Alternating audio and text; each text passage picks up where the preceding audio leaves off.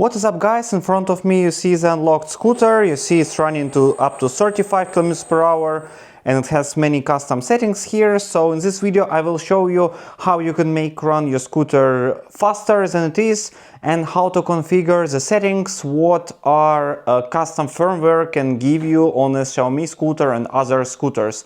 So let me switch to my laptop and I will tell you more. Alright, actually see the website that you need to open is me.cfw.ch, scooter hacking, and on this site you can actually construct your own custom firmware.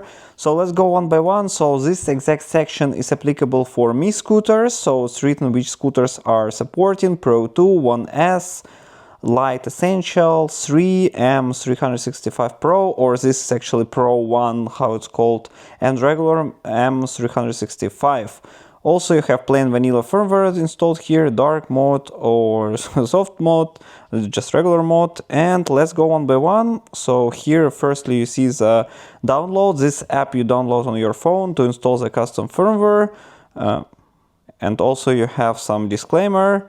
Change log, nothing special here. So presets, in case you have already your preset, you can load it from your device and reset as well. Basics, so you have remove charging info, so you don't actually, if you don't want to have the charge information, you can remove it and don't actually have it, but it also is useful for non-official external batteries. Version spoofing, so it's installed by default. It actually makes the version number higher to prevent DRV update from the Ninebot app. Actually it's for Ninebot. Compact with the new Mi scooter model, so actually fix error for Mi scooter 3, also don't use it, so this we just skip. Power and speed, this is the most important, so I've got Mi scooter 1 Pro or M365 Pro. Actually for this scooter I put maximum 30 ampere in the sport mode, so it's estimated drawing here, so nominal is 420 volts up to 840 watts, and my scooter support only 600 watts, so just don't put it that high. Also you can change it for drive and for eco mode. That's just system voltage for estimated draw display only, so 36 volt default here, and you can select also 48 volts. This voltage actually affect the scooter speed. If you select the higher, actually your battery and motor life will decrease, so up to your preferences what to set. So current limit for high, more power, too much power is not recommended for battery and motor life. Again, here I put 60 for my scooter, but you can also keep it default. The maximum speed with stock battery voltage, the scooter will not go faster than 33 km per hour with full charge. So actually, if you want to have higher, you can put even 65 here, but of course it depends on your weight and on how fast and how much time you spend to go on the speed. But if you set 35, actually it will go maximum 33. Always speed off, switchable register, switchable brake, always on, so it's direct power control. I don't need it, I disable it.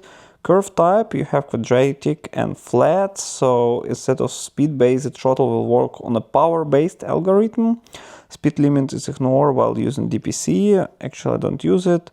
Current flashing coefficient, how fast current will be applied, affecting based on throttle speed rate. And motor start speed, so you can select the motor start speed in kilometers. Minimum is, as for now, is 5. But you can set it to 3, for example.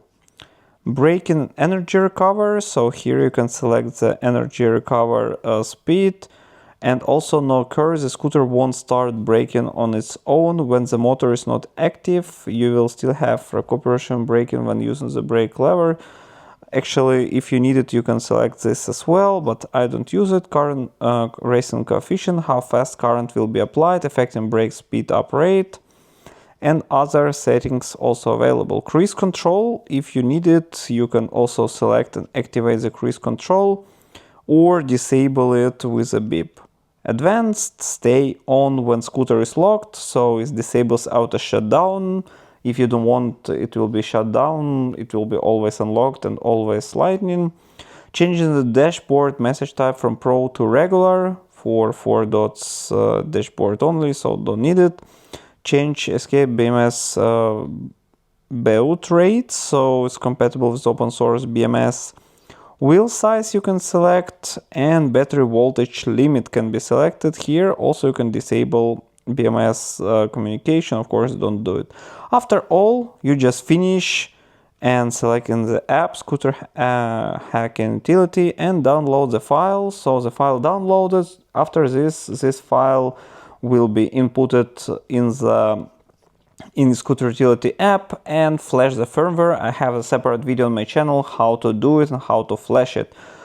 For the review of the scooter hacking toolkit, that's pretty much it. In case you still have some question, just put in the comments below, put the thumbs up, and see you next time.